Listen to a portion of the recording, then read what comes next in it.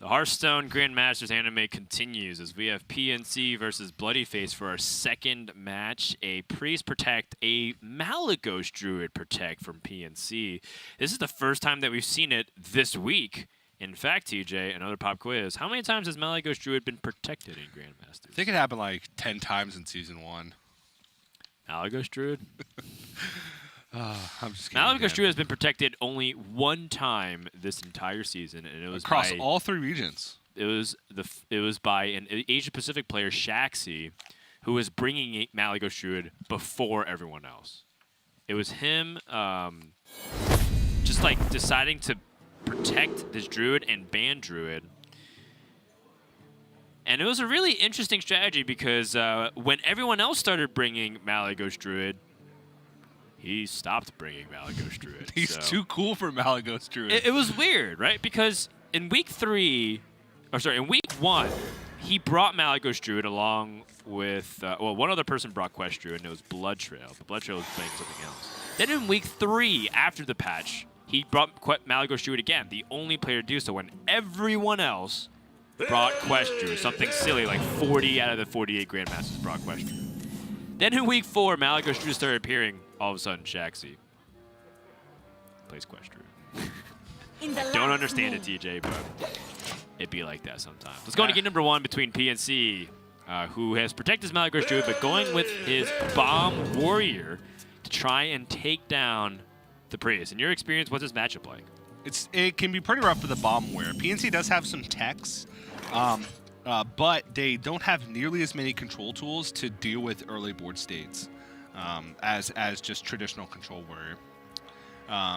He does have the 1-drops, which can be good, but can sometimes be rough. But really, your early game consists of playing minions and then hoping that that's enough to snowball the game. Because he doesn't have access to Plague of Wrath. He has the 2 Brawls. He only has 1 Warpath. No like Weapons Project to deal with like turn 1 Light Warden, or to be able to more easily deal with Northshire Clerics and any of the early minions played. So it's a little bit rough, but the benefit of it is you do have follow-up. You can capitalize on your ability to take early points, which I think is something that Control Warrior lacks. Is they can remove a board, but then another board's developed and their follow-up to it is lacking. So it's weaker in some areas, but stronger in others. But overall, I think the matchup is slightly worse.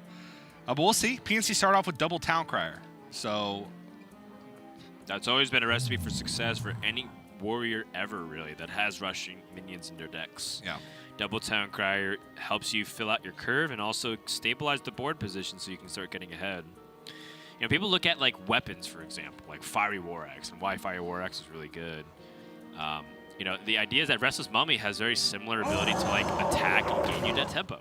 It's a little bit more abstract because it's not exactly 1-to-1. But the idea still stays there, that Restless Mummy should be able to answer almost anything that comes out to the board without it being pumped by a bunch of buffs. Hey, I got you, friend. Bloodyface, with that heal, puts it out of range of the Restless Mummy, something that was fairly obvious which was coming, given that the Town Criers were happening. yeah, it was guaranteed. He played both Town Criers, so even if one picked up Ziliax, the other picked up Restless Mummy. I was seeing whether or not Bloodyface was going to unload the Divine Spirit here, but knowing that there are less removal options for PNC, you can be greedier and you don't have to all-in as fast with this deck. You can focus a little bit more on board control and pick your spots better. Sure. Without Plague of Wrath being an option, basically PNC's only ability to remove big minions is like Shield Slam and a Brawl, and Omega Devastator as the turns get later. So I like to hold on it, making sure that it's resilient against the Restless Mummy, but outside of that, just kind of keeping a board that PNC needs to deal with, but it's awkward for him to do so. I must choose. I mean, Restless Mummy here for tempo is perfectly fine. So is Omega Devastator. I think those are the 2 plays that stick out to me. I think I like playing Restless Mummy just because it's more resilient on the board and harder for it to get removed.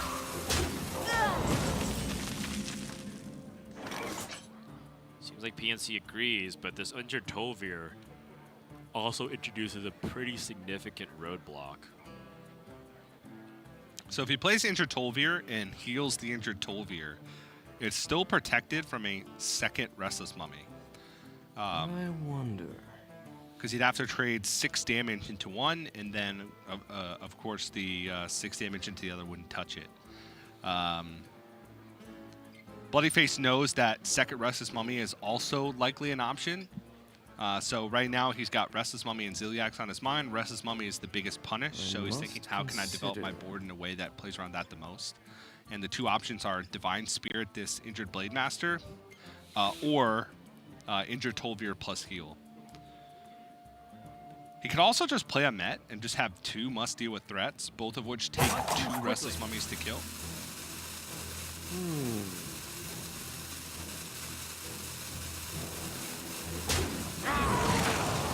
No tomb can hold me! I see a dark future.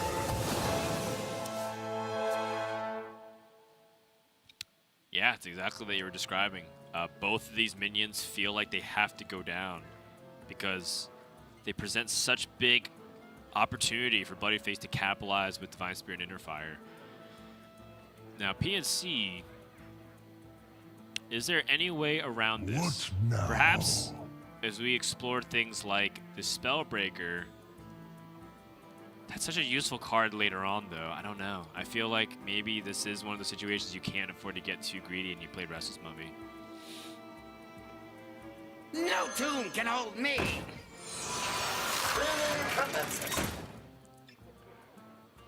Wow. I mean, Ahmet going down is not exactly great, but that took so many resources from Bloodyface. Restless Mummy is supposed to be one of the most tempo positive cards in the game that helps you answer things super efficiently and even give you like a 2-for-1 many times. Not really the case here. Yeah, and that's a pretty big sigh of relief for Bloodyface, honestly, because dealing with both Restless Mummies and still having a board after the fact is a pretty big deal. And I wonder if this is going to be kind of that all-in moment, and it looks like it is going to be for Bloodyface. Basically, Brawl is the only thing that can punish him in this situation. Right. It's not about science anymore. It's about pure tempo and stats on the board. Yep. And all the stats say that PNC is in trouble. Dynamatic, not enough. Yeah, so if you look at kind of how PNC's built this deck, it is the full Bomb Warrior. It's got double Elec, double Goblin, double Wrench Caliper with the Blastmaster Boom.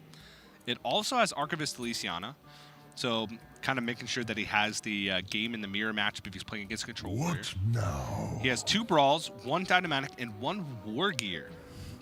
So his ability to capitalize on things in the mid-game is high with both bombs, the War Gear Magnetic, and Blastmaster Boom.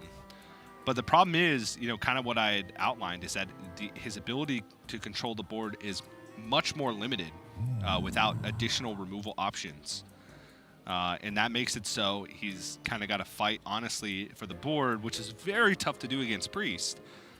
Because they never fight honestly for the board. They fight incredibly dishonestly.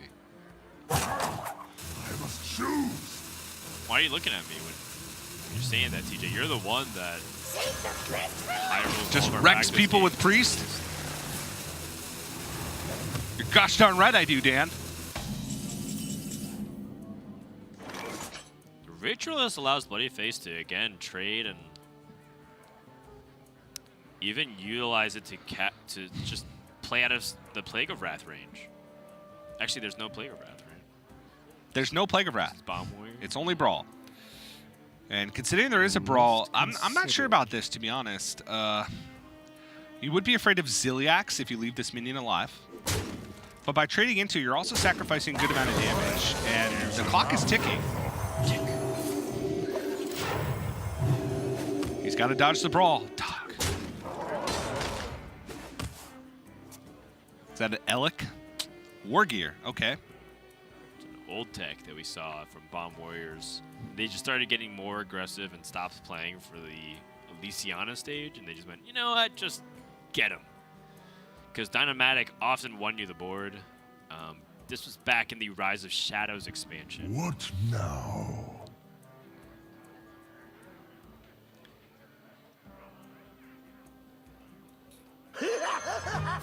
7 mana, 7/7. Wow. 0 bombs being shuffled in. And Blastmaster Boom, a.k.a. War Golem. Yep. Now, Bloodyface's hand is not good. He has no follow-up. He has no Northshire Cleric, no way to draw cards. He's got damage. He's got damage. I kind of just like beaming lot of Sidekick damage. onto the Tolvir here, Yeah. and then just push everything to face. Yes. I'm a fan. There's only one Warpath in the deck, so if he has that Warpath, sure. You get to push through and kill my 2/3. But he's pushing 12 this turn. Even if Warpath were to come out, he'd still be pushing 8 damage afterwards, and he's on an Inner Fire to unleash a lot of damage in the next few turns. Yeah, I feel like with this hand, if your opponent brawls you, you lose anyways. Hey, So I got you, friend. Yeah. let's just get him. Yep. And again, picking his spot with this Divine Spirit, I like it. I don't think there's any reason to use it now. All right, Shield Block, Armor Up, Shield Slam does deal with one of these injured Blade Masters, but that is 6 mana, so he wouldn't really have anything to do, any mana to do anything else. He could pick up second Shield Slam and deal with the injured What Tolvir now? with the card draw. He could Dynomatic and hope to hit the injured Tolvir once and trade over the Blastmaster Boom, but that's really inconsistent play. You could shield block, shield Spellbreaker, and then shield slam like a 2/3. Just try to get back tempo on the board. If only it was something clean that you can snipe for 5.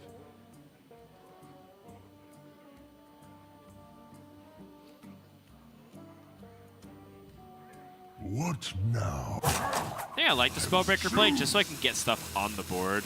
I don't like playing War Gear in this spot. Interesting.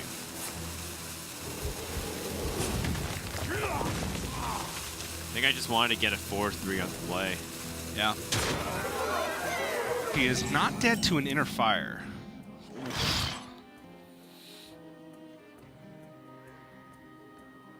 Just looks like a Bloodyface had an opportunity to use Divine Spirit just to control the board. You can Divine Spirit the 4/9, bump the 7/5, trade the 1/2, and just start healing. Since he seems to be on the control the board until the end of the game plan, because this is not going to work out unless he draws Northshire Cleric.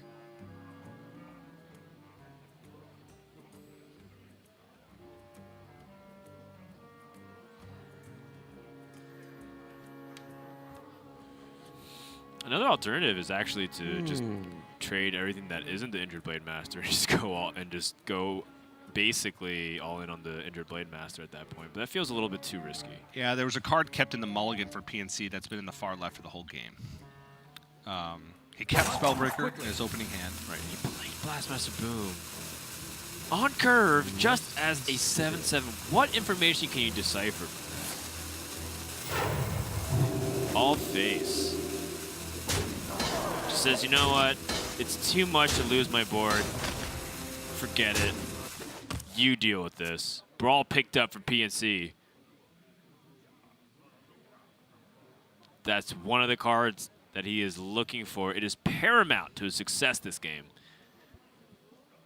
And picked it up pretty much in the right on time and right at about the average, considering he's drawn half his deck.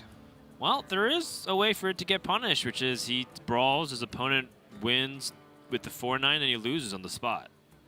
Yeah. Is there a better way that he can go about this? And I think the answer in his mind might be Dr. Boom Mad Genius, the next turn Dynamatic War Gear. What Because now? all of those things get rush. So if Divine Spirit Inner Fire were to come out, there'd be 21 damage on the board. Dr. Boom Mad Genius would bring him up to 23. So he wouldn't have just that. Right, exactly. Um, I think I like the Dr. Boo because of those reasons. Yeah, he would die if there was a health buff, then Divine Spirit, then Inner Fire. Your opponent's floating 8 mana a turn. Yeah.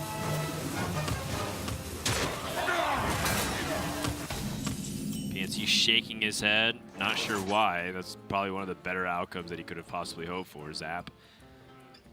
Or maybe the fact that he wanted to use both Dynamatic and War Gear and wanted Zap for the following turn. Divine Spirit and Inner Fire picked up for Bloodyface. I mean, you kind of have to go in. The question is, do you trade away the Blastmaster Boom? And I think the answer is no. It's not a mech, so it can't be magnetized. Mechs have rush anyway. If Spellbreaker were to come out, the Dr. Boom goes over the injured Blade Master, and maybe you do trade into it.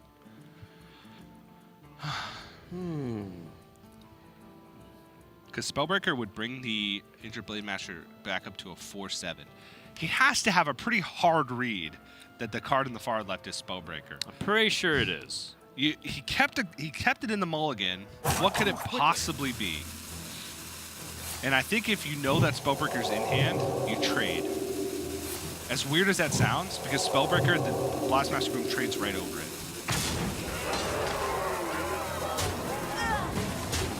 PNC disappointed to see that. And now Spellbreaker does not answer this enough. And with that, a single extra arms ends this game. Yep. Single point of damage ends this game. Which would be extra arms. And that's it. I think use Spellbreaker here and War Gear.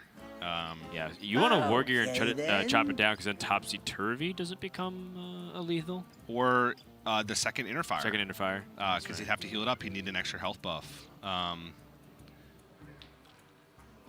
Extra arms kills you either way. It's kind of weird because you'd want to be able to like Spellbreaker Dynamatic and then kill it with the Rush. But because the Spellbreaker is not a mech, you'd waste that damage. He doesn't have enough. Either way, whether he plays Spellbreaker in Dynamatic or Spellbreaker War Gear, he could bring this injured Blade Master down to 2 health. The War Gear just keeps the 5/1 around. So Spellbreaker War Gear seems like the play that keeps him alive in most scenarios.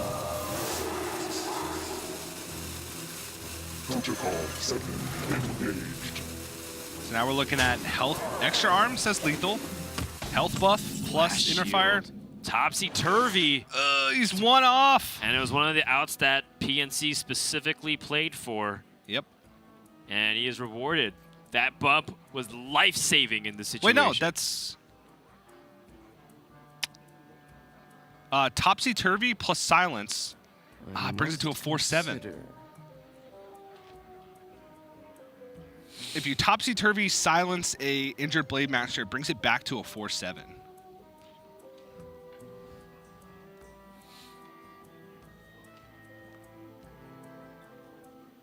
Did Bloodyface miss any points of damage this game? I don't think so.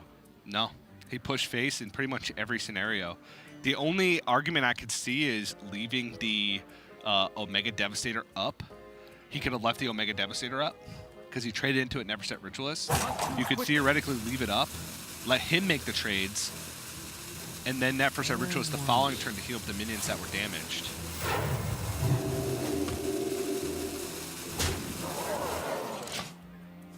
PNC has swung this game the opposite direction, and with that Acolyte draw, PNC now has the resources to back this up. You can trade the Spellbreaker, Acolyte, Dynamatic, and then Hero Power, and he should be what feels like home free, given Bloodyface's hand right now. Bloodyface has been floating dozens of mana crystals over the past few turns here.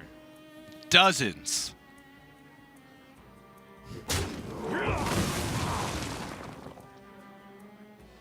I know what I said. I know, I was reiterating it. That's a lot of mana crystals. I don't see a Druid quest above his portrait. 1 damage off. And that makes all the difference in the world. Yeah. No bombs to hope for. I honestly think that this was a very well played game from both sides. Seems like it. PNC just kind of got the better of him. didn't draw. Had a decent early start, but had no follow-up. Got Interfire right on time, but never drew Northshire Cleric.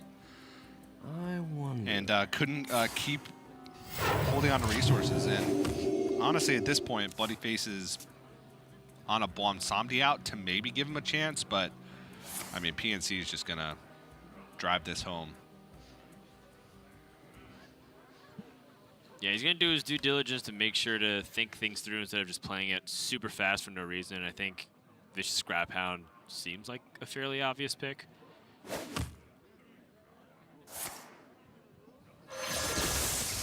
Another Vicious Scrap Hound. In fact, he got 3 Warrior class cards.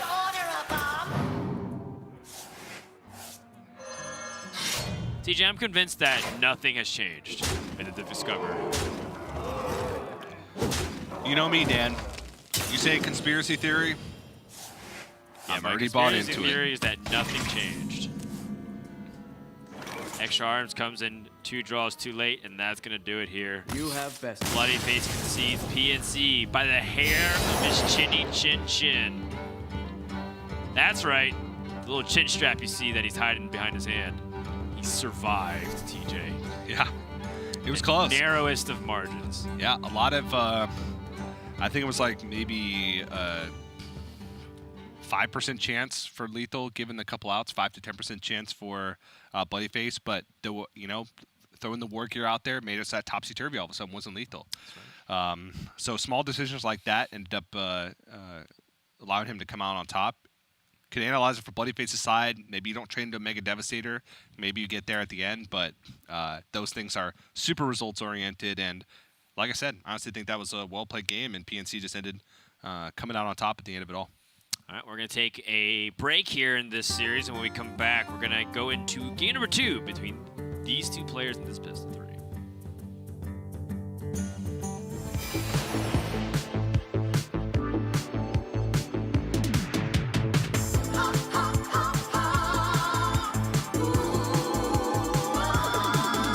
The shadows are rising again, darker than they've ever been. As evil descends from the skies, the world cries out, how will we survive? Out of the hall of explorers, and up from the dusty tomb, they grab their whips and fedoras. These legends of the past know exactly what to do. There might be magic monsters, mummies in the markets, and ancient mysticism. There's surely scorching deserts, adventure, monster of narcissism. High stakes think annihilation, obliteration of civilization. Now is the time to be brave. Evil's come to enslave, but this league's gonna save the world.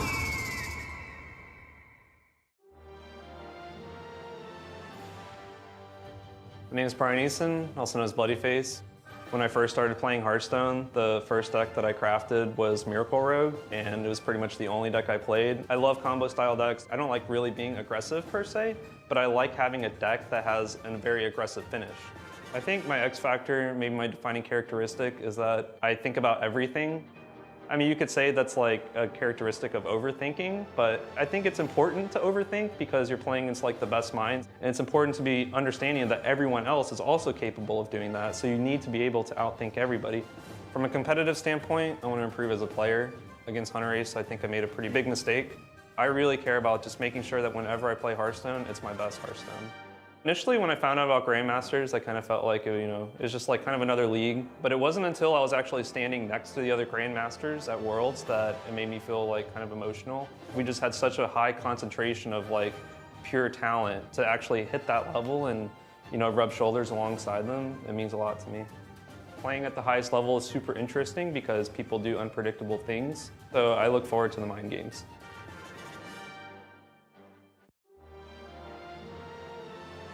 My name is Francisco Frale Montas. One of my best friends came out with my nickname. We are all getting like nicknames with 3 letters for some reason, like 13 years old. My name is Francisco, and Francisco's are called Pancho. So it's just like 3 letters from that, P and C.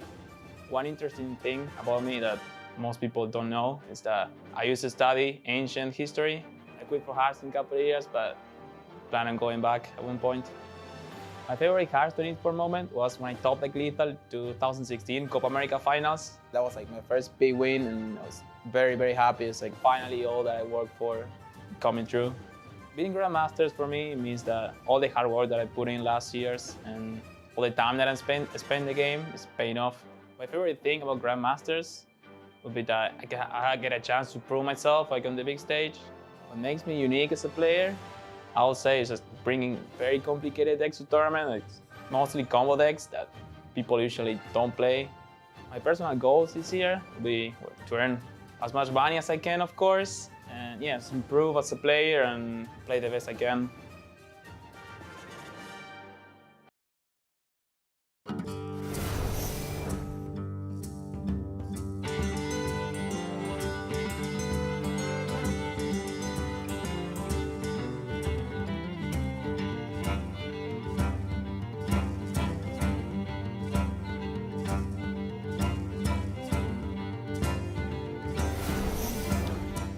We are going to game number 2 between PNC and Bloodyface. You kind of heard a little bit about it during the break if you haven't seen those clips before, but maybe you have and you're just getting a refresher course on it. PNC, his goals are to play well, and that's been something that's been difficult to just say universally about what's been happening in Grandmasters.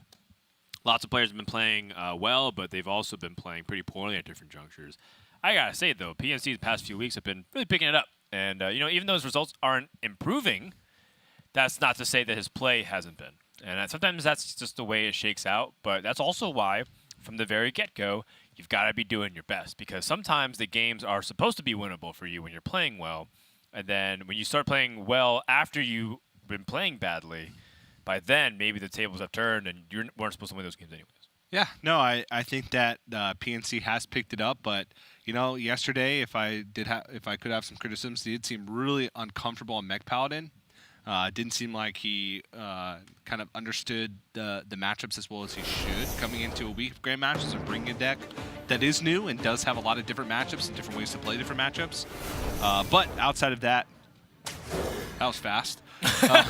Outside of that, like the deck populated and then just whoosh. How could they start that epic music and then pull it away? Okay, you saw all 30 cards. But Malagos They Druid, pressed the wrong button. That's what he said. What is this, week 2 of PNC in Hearthstone Grandmasters? Oh, jeez. Nonsense. PNC's a new man. This second half season, I think, has been playing great.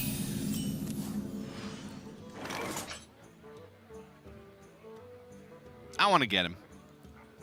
Coin injured Blade Master circle feeling. Yep.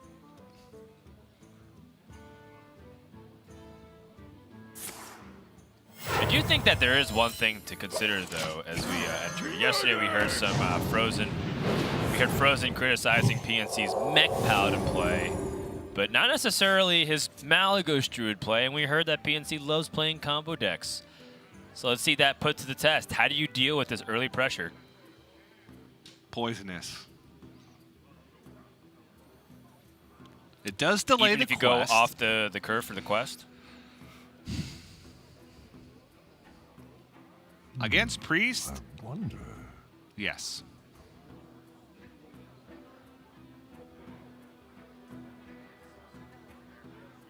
Just play your stuff.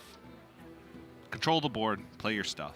I mean, that's kind of what we saw Purple do yesterday. Yeah. You could even floop it next turn.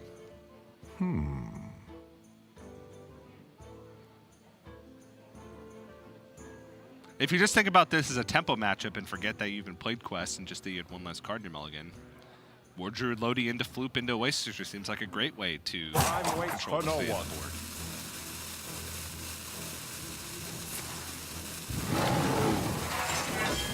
Ooh. I don't even like dealing damage here. Yep. But in his mind, you can play War Druid loading next turn. Pick up the pieces from there, but is it too greedy, TJ? With that injured Tolvir pickup, ended up being okay. Because it would have just placed things in the way of the War Druid loading. I must consider. Not to mention, of course, Having a 2-health minion with the Pyromancer means that's easily cleared. You do have a pretty good read that Ingertolver is not in the hand with the play that Bloodyface made on turn 2. Right, he would have played Ingertolver into the Injured Blade Master, then Circle of Healing. Yeah. Whew! Oh boy! Damage! I like this play because if a swipe comes out, you Psychopomp it. If a swipe doesn't come out, you keep hitting them for 7. Oh my. Seems That's like a great play. Seems like a win-win to me. That Topsy-Turvy is dead in hand for a while. I'm pushing damage. Heads up from Bloodyface. It's a great play. Something I wasn't really considering. And now PNC, how does he deal with this? This looks really tough. You play the Wardrobe Lodian, rush it down as a 2-3. You're still staring at 7-4. If you Ferocious Howl, you only exacerbate the issue because you're not developing on the board and your opponent's going to play something else. I think that he has to stealth and poisonous this, then use the Starfall next turn to finish.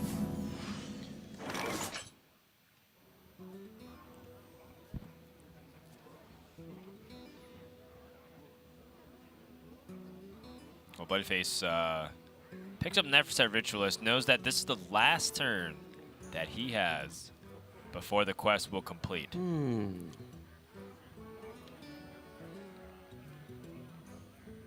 The next turn that he's going to have, he's going to have to face the Wrath of the Quest.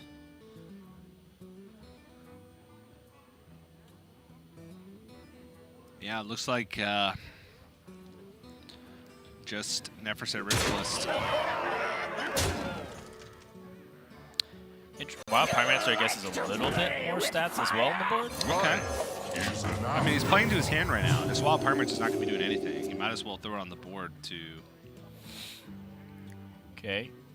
So this is the last turn PNC can go before he finishes his quest, but I think he might be in that zone where he has to play this Oasis Surger. Yeah, if he Oasis Searchers, he kills the Injured Tolvir and then can snipe off the Injured Blade Master. Yeah. The only thing is that that's exactly what Bloodyface wants, because the Psychopomp finally comes out. Psychopomp comes out, but after that, PNC has 2 3-1s on board. It's true, but if the Oasis 2-6 Surgers comes don't die. back, it's hard to get through. It is hard to get through. Yep. If 4-7 comes back, Starfall answers the board pretty nicely. Sort of, but remember, it's not a quest finish, Starfall. Ah, yeah, you're right. Time waits for no And one. a spell would, pretty much any spell would punish this. Oh, he's gonna just go remove the minions on the side. He's killing the Pyromancer in the 2-3. And then Starfall will kill the 7-4 with at 5 damage. Got it. Or so he thinks. This also makes Psychopomp worse. It does. So now there's Wild Pyromancer, Neverset Ritualist, and the I wonder. Injured Tolvir in the pool.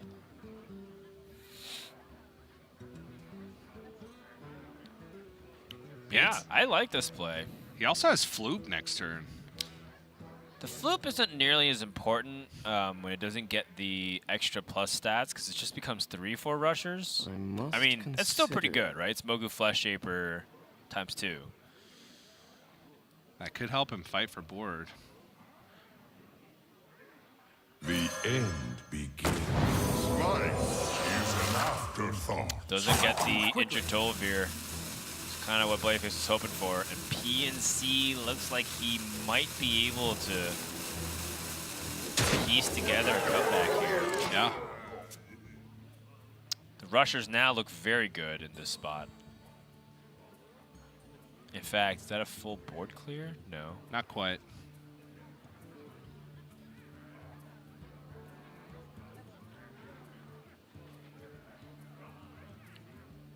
If it's not a full board clear, I think I like Starfall here still. I wonder. Finish the quest that way. Get the double Oasis Searcher. I don't think Starfall that combines both are going to be the most important thing in this moment.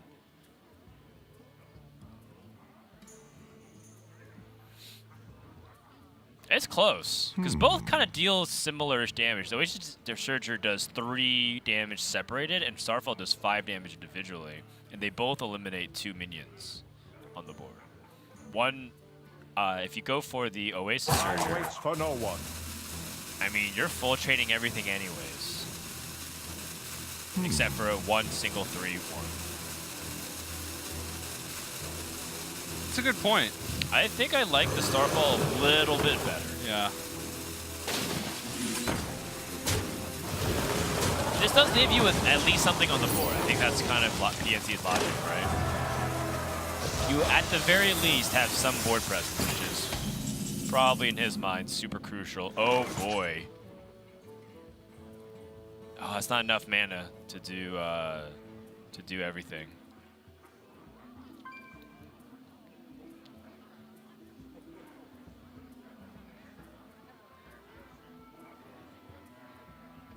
I wonder. Yeah, this is awkward. I really want a Power Word Shield while I still have the minion. Sure. But I really want an Extra Arms while I still have the minion as well. But Extra Arms just gets eaten up so much by the Starfall. Yeah, or even just the War Druid Lodi as well, so you can nourish and Lodi. I think I like Nourish Lodi a little better because it draws you cards. Well, Nourish Lodi can be used next turn. And Lodi is more flexible in the fact that it can deal with any minion.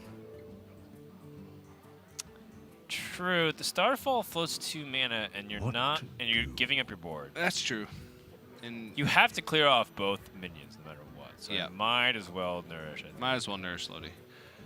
Or if you have, you know, the god ability to pick cards, get Noobstop Defender, save Lodi, and play Ferocious Howl.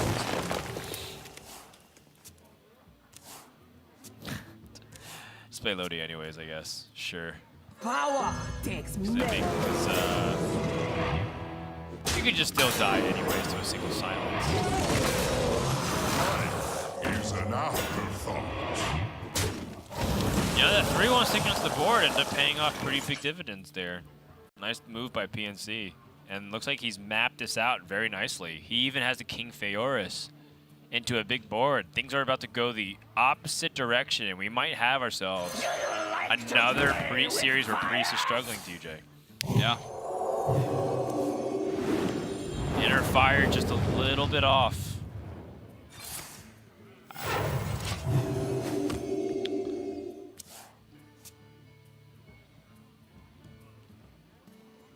PNC does not have to play this Feoris. He could take it very safe. You could Wrath this and then Hidden Oasis.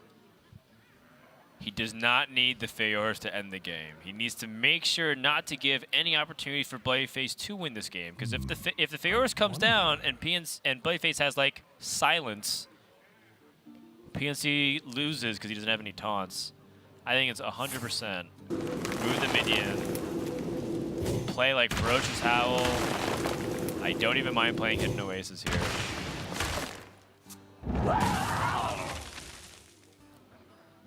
Better Joy Puzz is interesting, but you're not setting up for any kill, and there's other cards like the Defender and Crystal Merchant, which aren't really impactful in this situation. Yeah, Hidden Oasis still develops a 6/6 as well. Time waits for no one.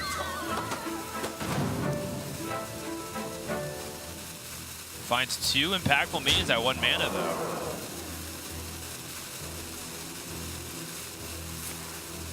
Petal Florist can come out and discount the Feoris down to 3 mana, or at least down to 0. You have best. That's gonna do it. PNC 2-0. Pulling himself out of the relegation spot and putting the pressure back on fellow Latin American and fellow Team Genji member Race in order to redeem themselves from that relegation 8th for the division. Bloodyface, he's going to have to wait for his playoff improvement for another day. He's going to end his week at what looks like to be, is it 6-4? 5 and Oh, it's 5-5. Yeah, I think Okay.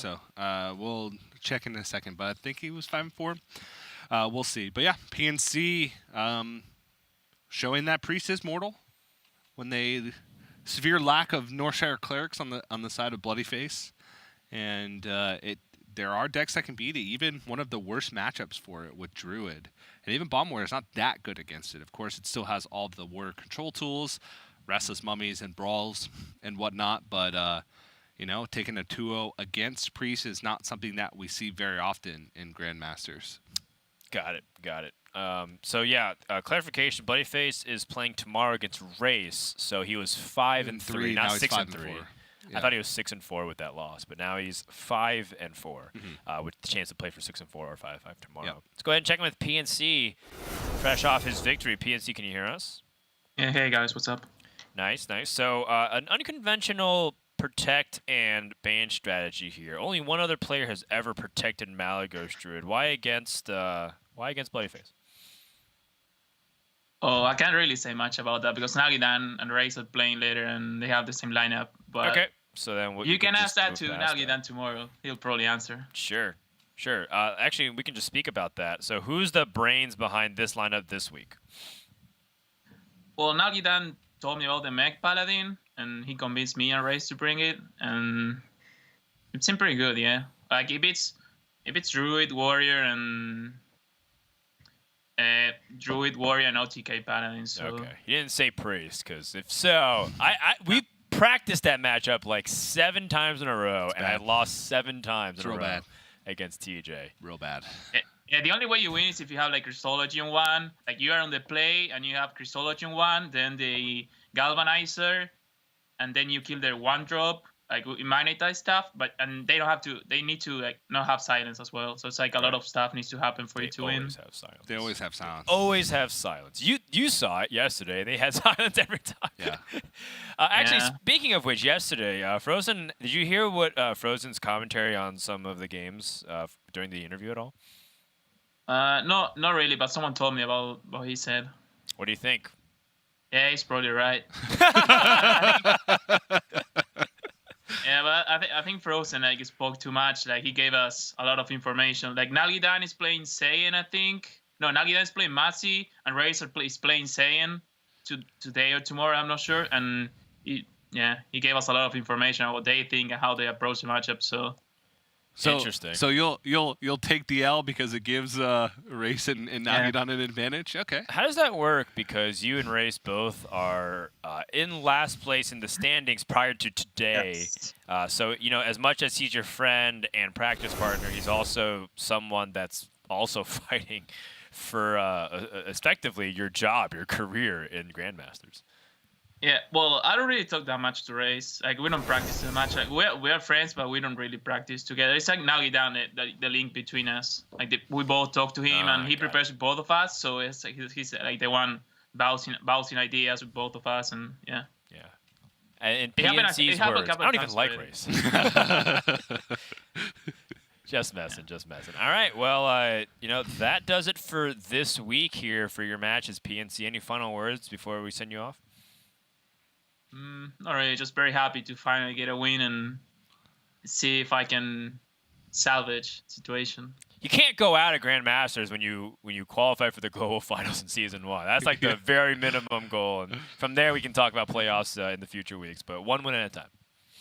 Yeah. All right. Thanks for joining us, and we'll see you next week. Okay.